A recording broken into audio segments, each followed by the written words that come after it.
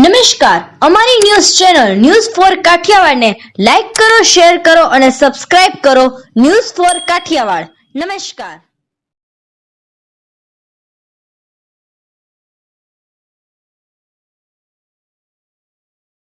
જૂનાગઢના ભેસાણમાં તંત્રના અધિકારીઓ દ્વારા ઉબેણ નદી પરનો પુલ બંધ કરી દેતા 22 અતિવાસ્તવનું ડાયવર્ઝન કાઢતા લોકોમાં રોષ ભભૂકી ઉઠ્યો. જૂનાગઢના ભેસાણ શહેરમાંથી એકદમ વચ્ચેથી ઉબેણ નદી પસાર થાય છે. બંને ગામના ભાગને જોડતો ઉબેણ નદી ઉપર વર્ષો જૂનો મુખ્ય પુલ આવેલો છે. તંત્ર દ્વારા હાલમાં પુલ બંધ કરવામાં આવ્યો છે.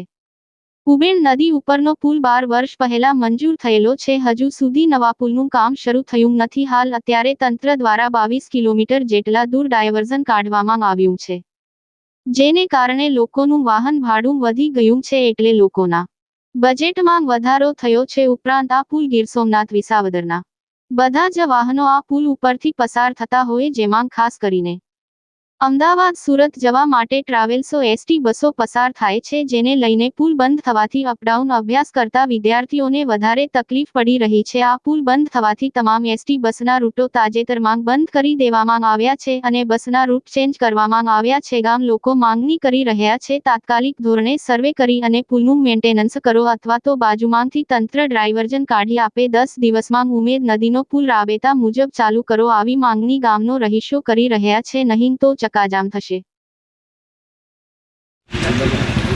અને આ એંગલ માર્યા છે તો માર્ગ મકાન ખાતું આવીને સ્પષ્ટતા કરે કે આ પુલનું ટેન્ડર છે કે શું છે, કામગીરી કેદી હાથ ધરવાની છે.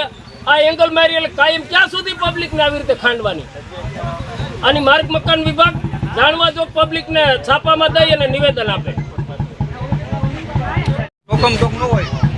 આ પુલની અંદર બેરિકેડ કરવાથી અમારા ગામને 22 કિલોમીટરનું વધારાનું ફરવા જવું પડે છે. એનું ભાડું કાયમનું હજારો રૂપિયામાં થાય છે. એની જવાબદારી તંત્રની. ધારે તો અહીંયા અમને નાનો એવો કોઝવે બનાવી દે અને ડાયવર્ઝન છે એનો વિકલ્પ અમને આપે જાય. બેરિકેટિંગ કર્યું છે એનો. ઉબેણમાં સામે અત્યારે પાણી નથી, 12માસી પાણી હોય તો સમજ્યા અત્યારે અહીંયા હલાય એમ જ છે, તો અમને તાત્કાલિક અસરથી આવો કોઝવે બનાવી આની બાજુમાં કોઝવે છે તો ત્યાંથી રસ્તો કાઢે તો બધાને સહેલું અને સરળ પડે. ઓલું દૂર ફરવા જવું પડે. કેટલું દૂર ફરવા? અહીંથી અંદાજે કે માનો કે 20-22 કિલોમીટર. કારણ કે અહીંથી રપડિયાથી કોલેજથી ભેસાણ આવે, એના કરતાં અહીંથી કાઢે તો માત્ર 1.5 કિલોમીટરનો ફરક પડે. કેવડું અંતર બચી જાય બધા માટે.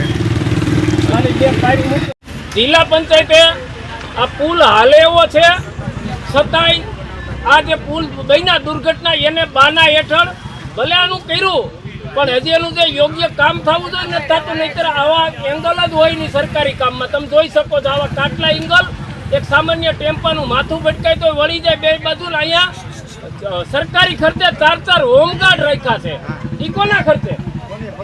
આ પબ્લિક માટે આવી રીતે આવા સામાન્ય પુલ માટે 4 હોમગાર્ડની કાયમની ડ્યુટી. 22 કિલોમીટર આના માટે 22 કિલોમીટર ફરવા જવું પડે છે. દરેક વાહનને ટ્રાવેલ્સ એસટી બધાના ભાડા વધી જાય.